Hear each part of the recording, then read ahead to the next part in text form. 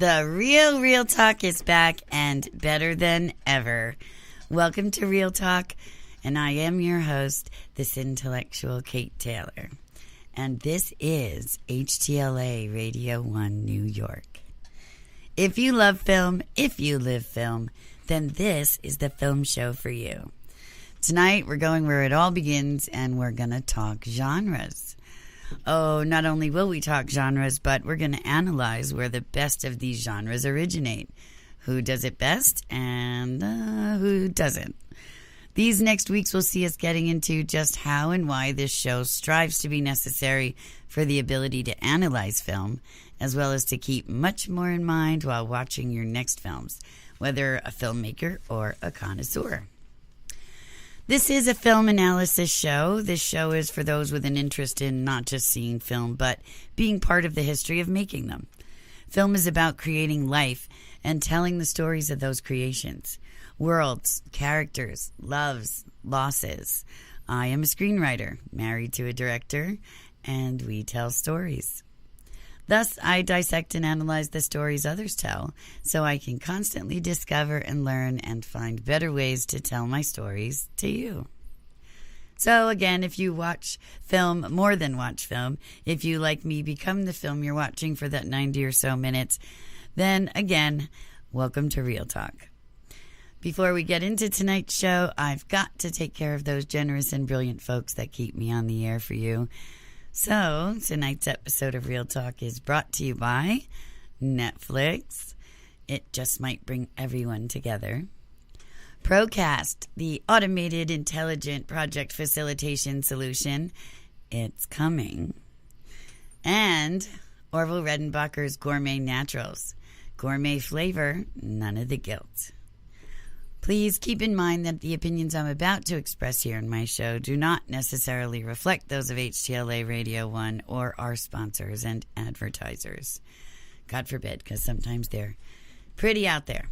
Okay, so for all my past, current, and future episode information, as well as forums in which to discuss what you think about my celluloid dissection, visit us on www.htlaradio1.com.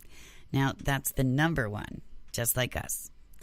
Also, voice command, don't type, over to http://atlanticfilmgear.proboards.com. From big names in the industry to indie frontrunners and those just starting out, there are resources and invaluable discussions on every possible aspect of filmmaking, from script to screen to casting to craft service. Network, contribute, and grow, and do some real talking of your own. Now, on with the show. So I'd like to take a couple episodes and talk about some filmmaking basics. Now, as a screenwriter, my work consists of different components than that of a director or DP or, well, anyone else involved in the process, really. What I do gets the ball rolling, so to speak. It's the imaginings of the screenwriter that kick off every single project ever made. So tonight I want to talk about genre. Over the last decade or so, Hollywood has seen a surge in the latest twisting trend to hit my area of work, the genre mashup. Now, just about every script I pick up is a combination of two or more genres. As a primarily horror and thriller writer, I've paid particular attention to the changing face of these genres within the industry, both film and television. Now, The Walking Dead made the zombie genre more mainstream than ever, commercial even. But even before that, films like Shaun of the Dead and Boy Eats Girl have given birth to the genres such as the zomcom and now the ever-popular rom-zomcom. I mean, that's just a little bit of a mashup there. So the bottom line is that with each passing award season, the genre mashup is being taken to a whole new level. And pretty much anything is possible, and there's nothing that's out of the realm of the taboo. Just recently, some of my most favorite unexpected genre mashups were Abraham Lincoln Vampire Hunter. Now, this was a total sleeper, took us completely by surprise, and if you haven't seen it, by all means do. And not the Abraham Lincoln Zombie Hunter. Don't get them confused. One is an indie that just tried but failed miserably to capture attention completely. But Abraham Lincoln Vampire Hunter was so brilliantly made. It starred Rufus Sewell, and there were a couple other famous actors, but the guy who played Abraham Lincoln, I can't remember his name right now. But this was a complete and total sleeper hit. It was a historical, piece about, right before he gave, the Emancipation Proclamation. It was that part of the Civil War and all that kind of stuff. And yet there was this whole subplot of how he really was a vampire hunter and how that came about. And successful beyond belief. Not missed a beat that entire film. It was just brilliant. It could have been an action adventure, epic, historic, vampire film. It was just an uber mashup. So it really, really worked. So personally, I can really sink my teeth into writing just about any genre except comedy or romance. Now, I've written a few sitcom pilots in the past to warm review, but it's torturous to try to be funny if you're just not that kind of funny in real life. I've got more of an intellectual, sarcastic, kind of dry wit, so I've been told. So that really doesn't, it's more difficult to translate that into dialogue than, your average kind of comedy, which is, some slapstick kind of thing or sitcom, visual kind of pratfall thing, which I just, I leave that to better than I, because that's just not my suit, And romance, again, not my strong suit, because just as in my preferred genre writings, drama and thrills and scares are rife throughout my love life, too. So the caution to write what you know couldn't be truer in my case. Now, I know that when I read a truly funny script or watch a real tearjerker of a romance, like we saw with The Notebook some years back, I truly do bow in admiration for those talented enough to craft those worlds, because it just escapes me. It's just not within my purview. So the art and craft of filmmaking, I don't believe in the jack of all trades and master of none mentality. While as so many of us do in this industry, wear more than one hat, I'm certainly not possessed of enough hubris or talent to veer from my practice genres. So I'm even more in awe when mashups just work that you never expect. So in the ever more mashed up world of genres and the never-ending quest for the never been seen before, let's ask, what are the defined genres as we know them to have always been then? So, and I'm also going to light my cigarette, because as you know, here at HGLA Radio 1, we are proponents of the smoking community. So yes, there's no rules here. We don't do the PC thing and don't smoke. So now, courtesy of AMC's film site, I've gotten all my genre information from them. So right now we're going to talk about genres. So how did they begin? Film genres are basically various classifications. They have familiar or instantly recognizable conventions, and like we were just talking about, many films kind of straddle several genres, and they're called hybrids. So the history of genres is, by the silent era end, many of the main genres were established. The melodrama, the western, the horror film, comedies, action-adventure films really started to get going. The swashbucklers in the war movies. Musicals were inaugurated with the era of the talkies. And the genre of the science fiction films, that was slowly starting to come about, but it wasn't really popularized until the 50s. Now, one problem with the genre films is that they can become stale, cliche-ridden, and over-imitated. So the traditional genre that's been reinterpreted, challenged, or subjected to scrutiny may be termed a revisionist. And I think that's where the whole thing got started. And all these revisionist films then just wound up, started to get, people wanted mashups. They wanted something different than they'd ever seen before. So, hence Abraham Lincoln Vampire Hunter and things like that. And, with the advent of CGI, and there's nothing that we can't put on the screen nowadays, there's really no limit to what we can do. And, I'm always looking for that new mashup, So what are some of the main film genres as we know them to be? Action films, right? And adventure films, right? Comedy films, crime and gangster films, drama films, of course. Now, epics and historical films, these are some of my favorites.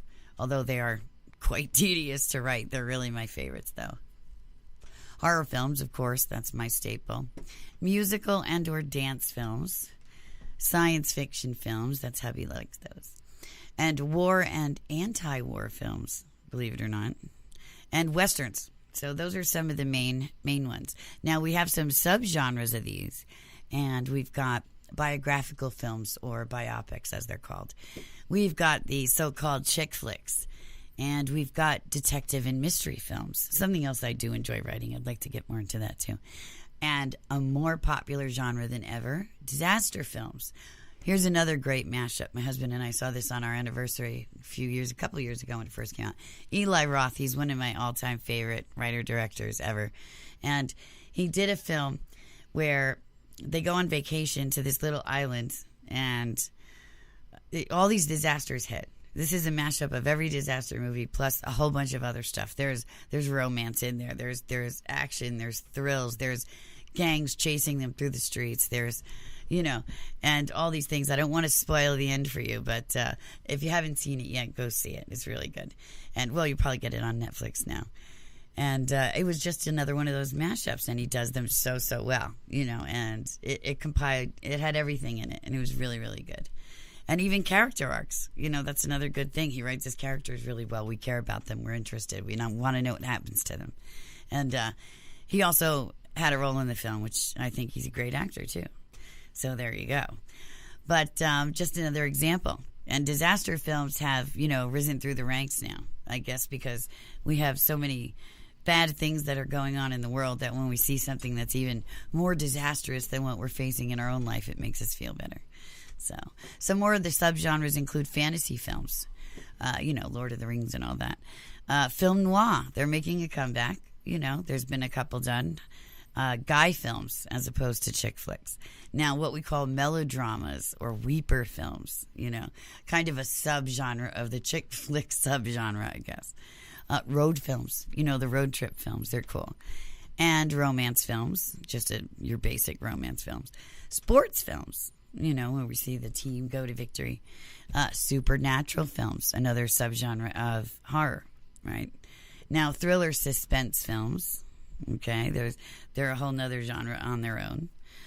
And then we can even go a little bit further into other major film categories, above those subgenres, such as animated films and anything that we consider foreign, British films, anything that comes out of the UK, that's another major category now, right? So children's, kids, family-oriented films, that's another category. And now classic films. So anything before a certain era, like before the 70s, I think, is now being deemed, part of that classic era. Cult films, things that normally, like the Human Centipede.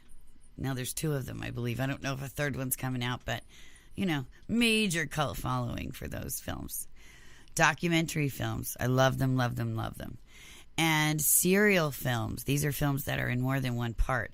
And I'm starting to get a little upset because with all the advent of the adaptations from these great books that are coming out, we're seeing a lot of what could really be done in one film or maybe 2, maximum. But I'd prefer a long film. I don't have an issue sitting in the theater for 3 hours to see the whole thing and not have to wait 2 years for another film. We've seen it with Lord of the Rings. We've seen it with Twilight, with that whole series. And there's a whole bunch that I've heard are going to be, the Shades of Grey. There's going to be 3 of them. Really?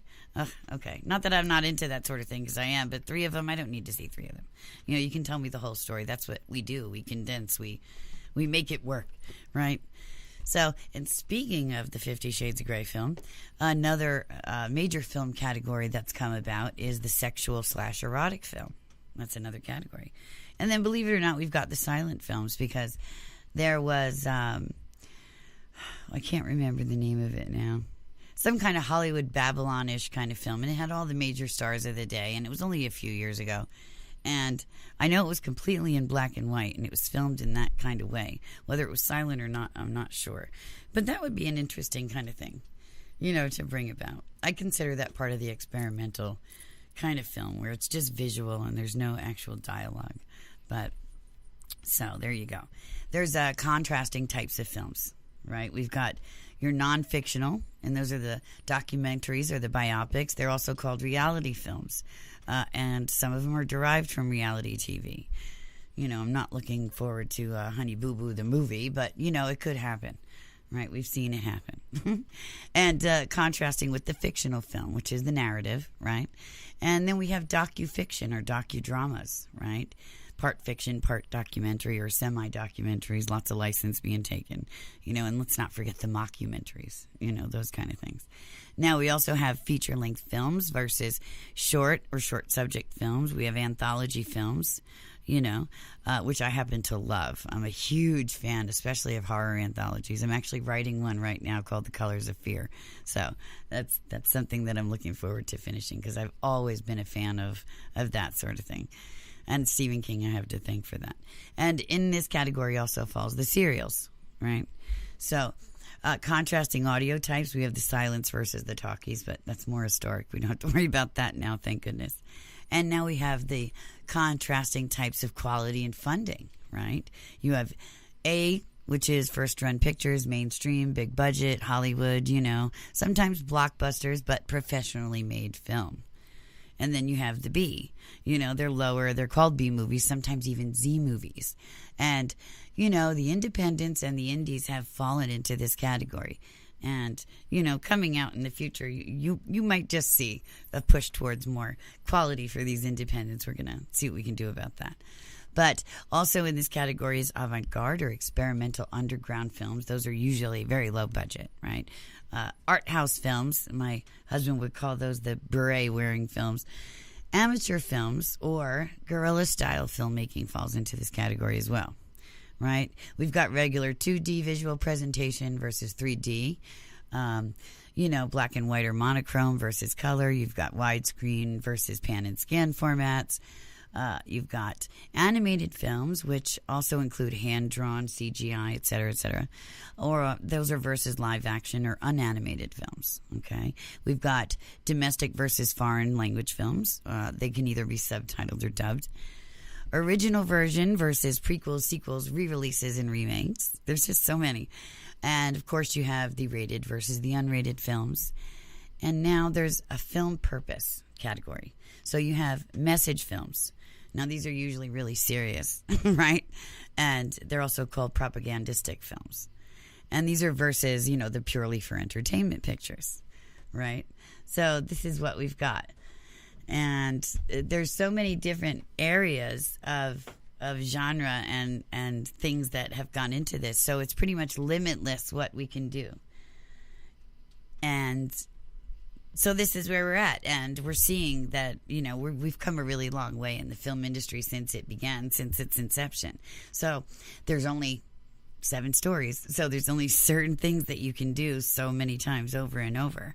And this is what leads us into, the genre mashup. And it's an exciting thing. And I'm always interested in, seeing what's next to come out. I'm trying to think of some more really interesting mashups.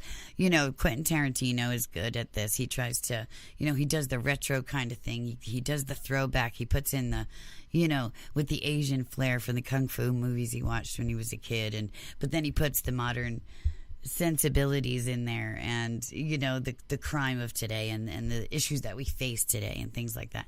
Oh, by the way, I just found out that they made Dusk to Dawn into a series. So the first season's on Netflix, and I'm sure going to catch it this weekend too. But let's take our first commercial break, and when we come back, we got lots more on this topic, so stay with us. When you have cable and can't record all your shows, you feel unhappy. When you feel unhappy, you go to happy hour. When you go to happy hour, you're up for anything. When you're up for anything, you head to a Turkish bathhouse. When you head to a Turkish bathhouse, you meet Charlie Sheen. And when you meet Charlie Sheen, you reenact scenes from Platoon with Charlie Sheen.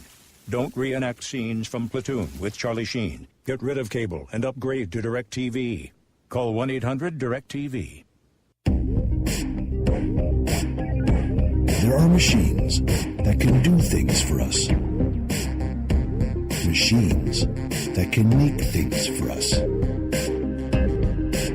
Machines that can see right through us. And machines that want to be us. Want to replace us. But they are not us. There is one machine that makes us greater. A machine so instinctive so seductive, it's as alive as we are. It doesn't click or buzz. It roars. Jaguar. I always said shoes are like women. They inspire beautiful music. But what about these? Stilettos sound like this.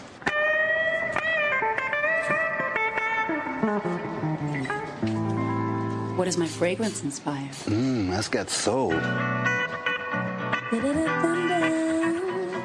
My ties are beautiful.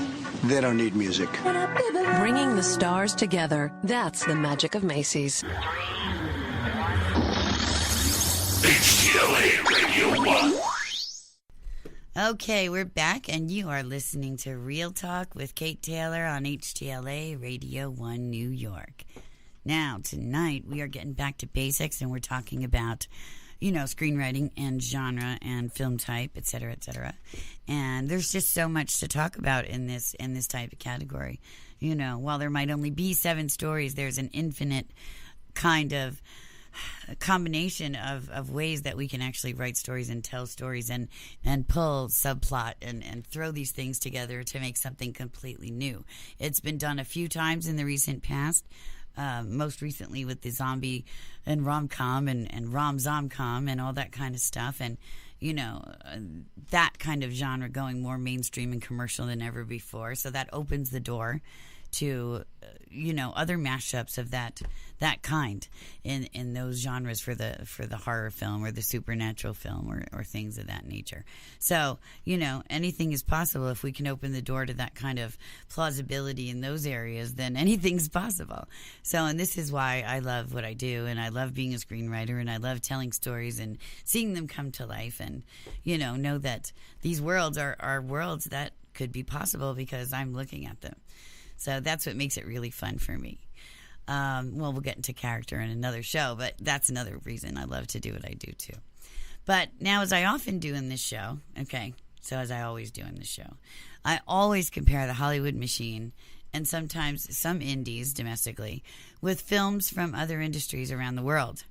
As much as I love this country and I love, our industry, the U.S. has made every genre of film there is, but as it holds true with the jack-of-all-trades comment earlier in the show, when it comes to types of film, we're not always the best at a particular genre. And I believe that this quote was made especially for our industry and this topic tonight.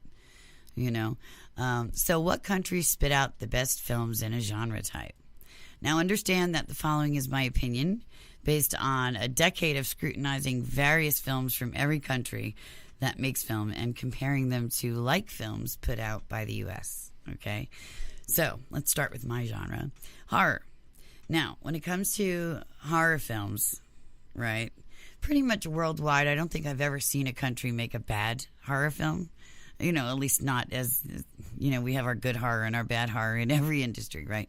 So, but as far as the subtypes of horror, when it comes to ghost stories, now, my opinion completely is that there's a tie between Japan and Korea for this genre. They're masters at it.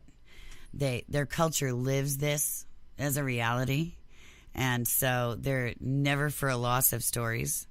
And the pacing and the crafting and, they can tell the same story over and over again, but the different aspects make them watchable. So much so that you'll find a great many of these now being remade in U.S. So, that's a testament to just how good they are. Let's not go The Grudge, The Ring. Like, there's just too many to list. Dark Water, starring Jennifer Connelly. These all kicked it off way back when, and now it's just, a free-for-all of remaking Asian horror films. So, now we're going to talk about monster movies. This was kind of a tough one. I'm going to say that the U.S. kind of has a corner on the market of monster horror movies, but there is a couple of foreign monster films that are comedies that I really think you should take a look at. Ireland came out with a monster film called The Grabbers. And I just watched this some months ago. And what a slick premise. And talking about tapping into the stereotype. there's a monster, and what protects the townspeople is, their blood alcohol level.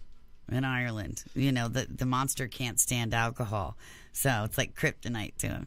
So the more drunk the people in the town get, the safer they are from the monster. So this film is called The Grabbers, and it's from Ireland, and it's well made, and it's witty, and the dialogue is good, and the pacing is snappy, and I definitely recommend seeing it.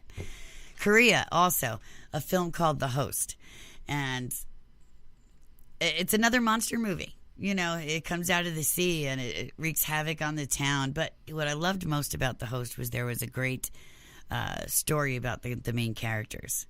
They really kind of cared about each other and pulled through, and family took care of family, and it was really good. So you want to go check out The Host, and you want to check out The Grabbers, both available on Netflix. Okay, definitely do that. But as far as overall, I think the U.S. has a corner on the monster film market. Okay. Now, vampire/werewolf films. I got to say USA, again, has the cap on the market here because while I've seen some, we really, really kind of do it well. There was a Spanish film, I can't remember the title now, where the boy moves to a new town and it turns out he's a werewolf. And that one was really well made. But I think we still have a cap on those kind of things. And that goes true with the zombie films, too. I've not seen another industry put out zombie films as well as we do and as consistently as we do. From Romero to... Now, let's make an exception for Italy. Dario Argento, while he pioneered the zombie as demon, he's done several films, Demons and Demons 2, and a film called, what is it called now? Oh, it's escaping me now. But he's used the demon possession to make zombie, whereas George Romero actually did like the virus or the meteor from space or whatever his reasoning for, government experimentation for, the mutation of the human to zombie. But we can't overlook Italy and Dario Argento's contribution to that. Although he went the demon route, it's a supernatural, more religious kind of possession thing. That's the cause of his zombies. Now, slasher/serial killer films. All right, this might come as quite a surprise to you, but the U.S. does not own this genre. I have to give it to all of Europe. If you've and even Australia, too. If you've seen Wolf Creek 1 and 2. 2 just came out, actually. It's on Netflix as well. Wolf Creek 1 isn't, but, maybe you can get it somewhere. But Wolf Creek 2 did just come out. Based on a true story, too. And, France is really good at the serial killer film. Just about all of Europe. I mean, Italy's done some great stuff. Oh, and that reminds me, if you haven't seen Troll Hunter, back to the monster category, the comedy monster category, there was another one. It's just, I hadn't notated it earlier, but it's a film out of, I think, Norway called The Troll Hunter. And you have to see that because that's really great. And the way it's made is really believable, too. You're not quite sure if it's real or not until you get to the end. So make sure you watch that as well. All right, but back to slasher/serial killer films. Europe definitely, they're not afraid to put it out there. And there's things that, I've actually reviewed some films on this show previously. I had one film about a father's revenge. He sought out the killer of his child and did these terrible things to him, etc. And that was pretty graphic, and that was pretty great. They have a different take on the sensibility of it than we do. So you just really need to experience that and then judge for yourself, right? Okay. So as far as the horror genre, that's pretty much where I'm at with all that stuff. Now I want to move on to the thriller genre because that's my second favorite genre to write. Now, cop thrillers. Again, Korea takes it. Korea takes it by the way they portray their police force. They're not afraid to show them flawed. They're not afraid to show them, not doing the right thing. But it's always in the pursuit of justice. And, their corruption always is a means to an end rather than just for corruption's sake itself, like you'll find with a lot of the Japanese cop films. So a lot of the Japanese cop films, it's more like America. If the cop's dirty, it's because he's working with the mob or the Yakuza in this case. But, in Korea, the cops, if they do something dirty, it's always to catch the bad guy. It's always as a means to the end of ultimate justice. So that's what makes it really, really good. Now, that's for film, because I don't watch a lot of Korean TV. But Scandinavian television really has a lock on the market of the cop thriller. They've made several translated into English.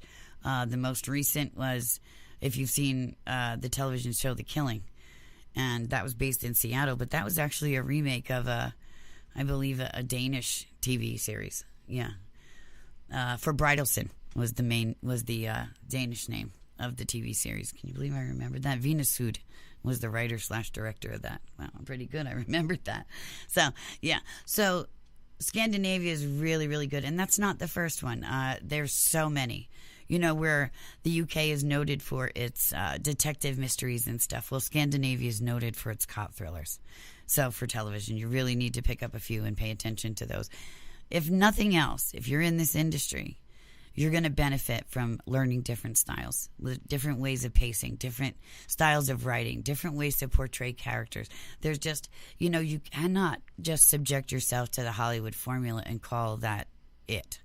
You really need to get out there and research other styles and things like that, because it can only help you. You'll find the one that really resonates with you, and then you'll find that your work is elevated to a level you hadn't expected, right? Okay. Now, courtroom dramas, I got to give it to the U.S. Absolutely have to. Now, as well as political thrillers, because obviously our government is a one-of-a-kind kind of government, right? So we pretty much have a lock on the political thriller as we know it. The UK runs a close second, but their portrayal of Parliament and all that kind of stuff. But the addition of a monarchy there kind of throws a monkey wrench into the works and things like that. So, but it's also, again, a tie between Scandinavia and the U.S. because Scandinavia has also done many, many political thrillers. They have a quite unique political system there. And, in those countries, while they're monarchist for the most part, you've got The Hague, you've got a lot of different entities over there. I believe Interpol is headquartered there too. And there's just a lot of different facets and organizations there that make the Scandinavians really interesting to see and throw a different, light on things of that nature. Erotic thrillers. Yeah, we totally are so bottom of the barrel when it comes to erotic thrillers. It's not even funny. France takes that one hand over fist. The Swimming Pool with Charlotte Rampling. That's just, one of them. And, oh my gosh, I could go on and on. Anything that Isabel Hubert's in, oh my gosh, there's just so many. But France takes it hand over fist when it comes to the erotic thriller. Just unequivocal. Now, family thriller. These are what I consider like, Winter's Bone. There was that movie a long time ago with Sean Penn and Chris Walken, like Father, Like Son. That's a family thriller. That's what I consider a family thriller. And that was brilliant, by the way. And if you hadn't seen it, definitely see that, because that's just a brilliant film. So we're going to take that. U.S. is going to take the family thriller. But again, it's a tie. France and Italy, because I've seen several Italian films that do that family dynamic kind of betrayal thing really, really well also. So don't be afraid to watch any kind of European family thriller in that way too, because you probably won't be disappointed. Oh, and here's another one of my favorite subgenres of the thriller genre, the revenge film. And I've actually done maybe 2 shows on this show already about the revenge film, because it's one of my favorites. But it's a tie between Korea, Japan, and China for this one. They do it really well. There's a trilogy of Chinese films: Sympathy for Mr. Vengeance, Sympathy for Lady Vengeance, Old Boy, and which that was just remade with Josh Brolin, actually, and that's available on Netflix, and I haven't quite seen it yet, but it's on my list to watch because I've seen the original Old Boy, and I want to see if that kind of measures up. But it doesn't, it doesn't. The thing about the U.S. remaking Asian film is the Asians are not linear like we are. We're very linear, beginning, middle, end, and the Asians tend to jump around a lot. But it all makes sense in the end. It's always wrapped up in the end and tied up, and you know what happened, and you leave, the film saying, oh, okay, I get it, which is very cool because it could ruin the experience otherwise.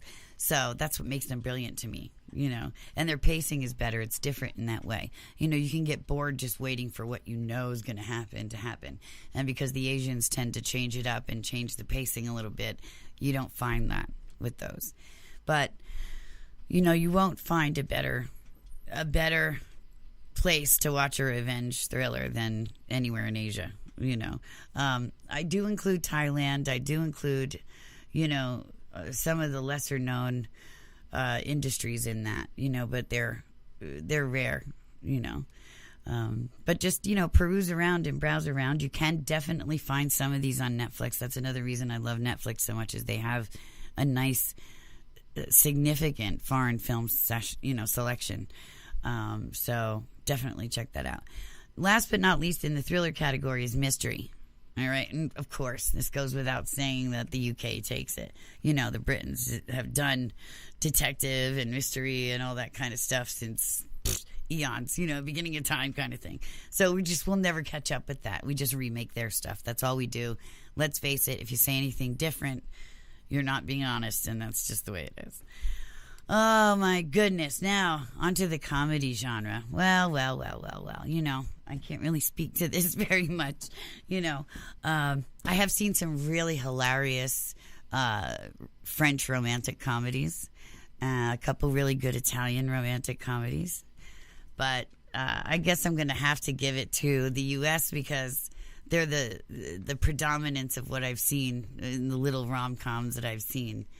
That's where it was. Now, as far as comedy hijinks go, obviously we've got it hand over fist, with our pratfalls and our things, and we have so many brilliant comedians here in this country. But don't overlook France either. I mean, Clouseau came from there. Don't even, you can't overlook them for that either. So, and Benny Hill in the UK, there's so many in Europe that you have to give it a shot. Don't ever be prudish and say, well, go Team US. You have to try other things and expand your horizons. That kind of thing. I'm not quite sure if I have enough time before commercial break, though, to get to the rest. Okay, let me just try and do... Well, now here's a good category. This is perfect for before the break. The fantasy genre. Now, I've got to give this a tie between all the countries that make film, because they've all done good stuff in their own right, And, do we consider Lord of the Rings a U.S. film or like a New Zealand film? Or is it a foreign film? Or, you know what I mean? So this is kind of a tough one because it might be written here, but it's filmed somewhere else, or, vice versa. And who knows where the original stories have come from. So fantasy is way up in the air. Some of the best fantasy films ever. Come on, Spanish. We've got, some of the best things that have come out of there. Some of the the greatest kind of things. So definitely look to Europe for that too. And we're going to get ready to go for our commercial break, but I've got action, adventure, epics, musicals, sci-fi, war, and Western when we come back. And, so much more to come too. We're going to talk about the highest grossing films by genre ever, etc. So don't go away. You're going to want to stay tuned and listen to the rest of this episode with me. We'll be back in 2 minutes. When your cable company keeps you on hold, you get angry. When you get angry, you go blow off steam. When you go blow off steam, accidents happen.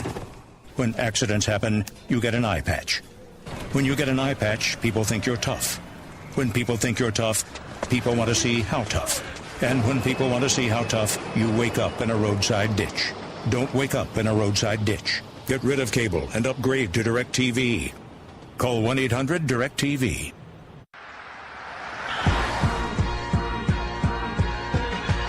No one just hands you the title, most advanced technology in its class. It needs to be earned. Earned with smart beam headlamps. Earned with vented temperature control seats. Earned with an 8.4-inch touchscreen. And if you're driving one, you know what it means to earn something.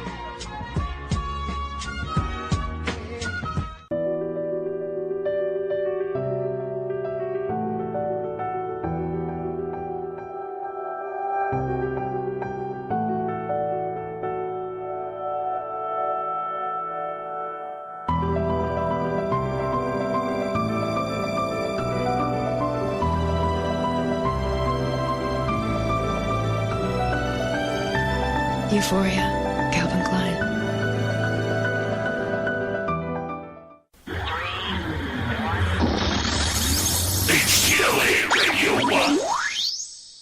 Okay, we're back, and you are listening to another kick-in episode of Real Talk with Kate Taylor on HTLA Radio 1 New York. All right, where were we? We're just going to finish up with some of my opinion of who puts out the best in which genre. And we finished up with fantasy before the break, and I said that was kind of a tie between all the countries because, every country's put out some pretty good stuff in that regard. So I would say don't be afraid to watch a fantasy film from any country. Now we're going to be at the action-adventure category, and, of course, I've got to give it to us. The U.S., we're the home of the blockbuster. So, I've seen blockbusters from other countries, especially Europe, but, we still have a corner on that market, and I don't think that's going to change anytime soon. So we take the cake when it comes to action-adventure. But again, don't be afraid to watch one from any country because you never know. Maybe that is what I like most about watching foreign film. It's always a surprise. Sometimes you get really pleasantly surprised. And, there's nothing greater than that. Okay, epic film. Now, we're going to, again, I know that we do the action-adventure and the blockbuster, but, Europe does the epic because it's an historical thing. They do it better than us. They've always done it better than us, hands down, because they have the history, and we don't. They know how to do it. So since Henry VIII's first biopic to today, they do it better. And now, here's the thing, though. I have to tie this category with China, because when you watch all of Jet Li's films about the unification of China, they're mind-blowing. They're literally mind-blowing. Not just effects-wise, not just visually, but obviously they're based on historic fact. So the characters are, there's always an arc there because it's real life and they arc in real life. And it's always tied up neatly and resolutely, but, the actions there, the visual, the story, the music, everything. It's a complete and total package. Japan's made some good ones. I've not seen too many Korean epics. Pretty much I haven't. I've seen some really good Scandinavian. We just watched one called The Escape, and that's available on Netflix. And it's about, I guess, maybe the 13th century or 14th century in, I'm not sure if it was Norway or Denmark or Sweden or Switzerland or one of those Scandinavian countries. But it was about, the nomadic cultures and, that they would travel and the families would be killed, and then the children would be taken by, the gang that killed the family as slaves or whatever it was, or, and in this case, the girl escapes. And, but it's brilliantly made, brilliantly acted, sweeping visually. It's just really, really well done. So it's called The Escape. It's on Netflix. Check it out. Absolutely. And the actress is brilliant, and I thought she was so beautiful, even though she was really albino-like and had no makeup on. She was just visually stunning. So that's worth watching to me anyway. All right, so epics, Europe, China, and Scandinavia runs a third. Okay, musicals. Well, we've got to give this one to Bollywood. They are the only industry to make a musical horror film, and it works. It's called The Fog. And it's a serial killer slasher movie. She's in a beauty contest, and there's a jealous competitor, and it's brilliant. It's just brilliant, and it's a foreign film that's a horror film, and it's a musical, and oh my goodness, it works. So we make great musicals. I think Australia makes some good musicals too. I've seen a couple actually from them, but hands down, Bollywood with the musical, because they can make any genre of film and turn it into a musical, and it works. So you've got to give them kudos for that. So you just have to. Sci-fi has to go to the U.S. But surprisingly, I'm going to give a second runner-up here to Russia, because they've come out with some really good sci-fi stuff. Now, this is more of a fantasy kind of thing, but the Day Watch and the Night Watch films that were put out, I guess it's kind of a sci-fi, but it's more of a fantasy thing. That was brilliant, and I loved the effects, and I loved the story, and I loved the the history that they included in that. It was really, really good. So I think Night Watch is available on Netflix. Day Watch, I'm not sure. But you have to seek those out because it'll surprise you what the Russian industry does, because those are good. If you like that kind of film, it's really good. You have to check them out. War films. Oh, gosh. Well, at the risk of becoming, shot here. Well, actually, obviously, we take the cake because we've been involved in every war there is, so we've got something to say. But it's a tie between us and the UK and France, because I've seen, when it comes to depicting World War II, the French resistance is a core of it, and nobody does that better than the French. So, there you go. But, of course, we've made some absolutely brilliant, amazing things. And one of the things that sticks out to me, I know nobody's going to say this is a war picture, probably give it to the historical epic or whatever, but Shining Through with Melanie Griffith and Michael Douglas was probably one of the most wonderful films to come out of that, that World War II kind of genre thing. Speaking as a girl watching a war film, I can get into a war film with my husband and, get all patriotic for the soldiers and all that kind of stuff. But to have a romance be the core of the film, the backbone of the film, and then all the espionage and action around it, I thought was a really brilliant premise. And it kind of hooked me from the first moment. And it's visually sweeping, and it's really, really well made, and it keeps you on the edge of your seat. And I just thought it was a wonderful film. It's one of those things I can watch over and over and over again, never get bored of. So, all right. So, yes, Europe and U.S. tied for war films. Now, Westerns. Well, I mean, obviously we are the creator of the Western film. We are the West. We're the Wild, Wild West, You've gotten some great mashups, though, just Django, with Quentin's Django Unchained. But Italy, the spaghetti Westerns, absolutely. You can't overlook those. And, but even just modern today, like Quentin did with the Asian kind of throw in and all those other mashups and stuff. And Renegade was a film with Vincent Cassel. And, that was a Western, but it had another genre side to it. It had kind of a sci-fi kind of supernatural thing going on with it, too. And Australian, The Proposition with Guy Pearce. That's a brilliant film. That's, I think they go and stake their claim on the land, and his brother's like a real, SOB. And the marshals come and tell him that if you don't kill him, we're going to kill you or your little brother or something like that. So he's forced to, kill his own brother. And it's a Western. It's brilliant, that kind of thing. So we take USA, takes the Western, definitely. But, again, there's been some other great countries that have done some good stuff, so don't be afraid to watch a Western from there, I guess I'm trying to think if there's any country I wouldn't watch a Western that was made from. Maybe Bollywood. I don't know. But, I don't know. A musical Western, possibly. I don't know. Because if anybody could do it, they could do it, right? All right. Now, here's something really interesting. What were the highest grossing films ever by genre? Well, I just so happen to have that information right here for you. Of course I do. Now, this is as of mid-2014, so these are completely current and relevant.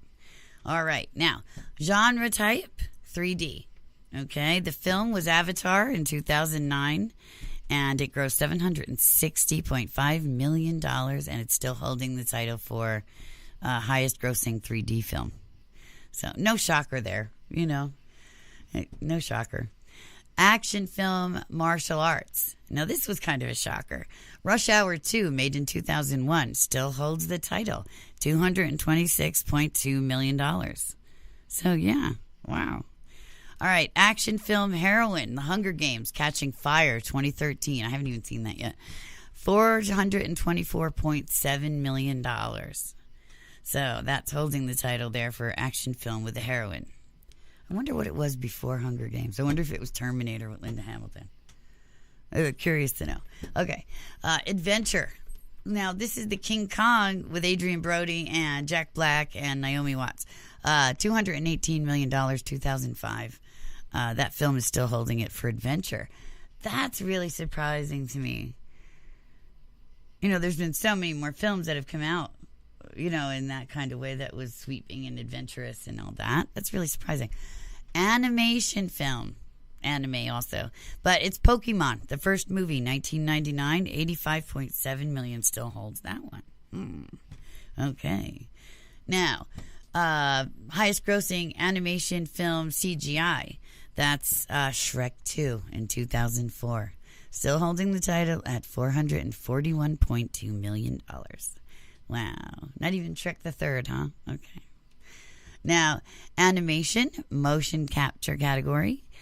The winner is The Polar Express, 2004, $183.4 million. So, yeah.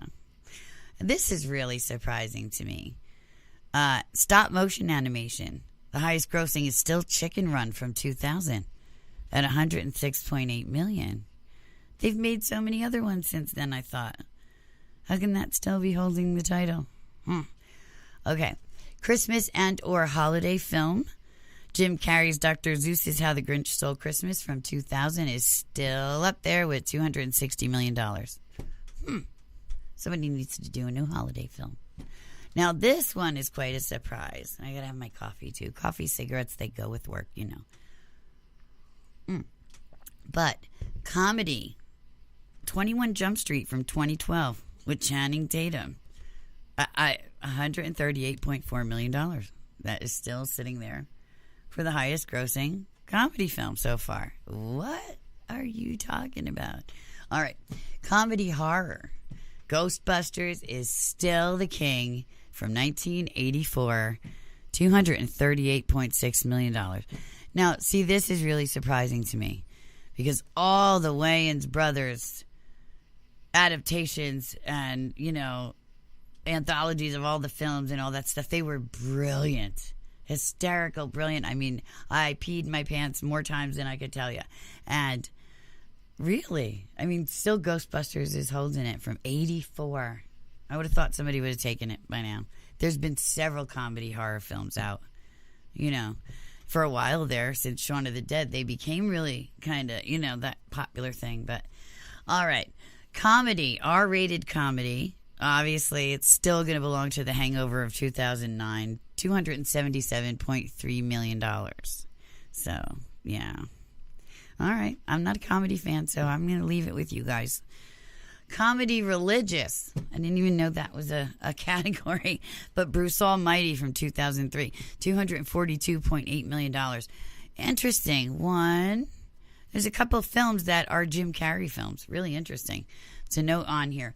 I've got a whole bunch more coming at you, but I do have to take a commercial break in a minute again. Just the last one of the show. No? No commercial break? My producer's saying no. All right, I'll keep going until he tells me otherwise. Now, comedy, romantic comedy, still from 2002, My Big Fat Greek Wedding at $241.4 million. I loved that movie. And she made her debut as the director/writer, and she starred in it. She did the trifecta thing that, we all like to do. I don't act, so I guess that'll never happen for me. But all right. Comedy fantasy. Here's another shocker. Splash from 1984. $69.8 million is still holding that romantic fantasy comedy spot. Comedy science fiction. 1997, Men in Black, $250.7 million is sitting in the top spot. Ripped tried to take it, I guess. And there's been several other, sorry, but Click with Adam Sandler was funnier than that. I laughed my butt off, at that. So, and that was a sci-fi comedy, wasn't it? All right, spoof comedy. Austin Powers and Goldmember, 2002.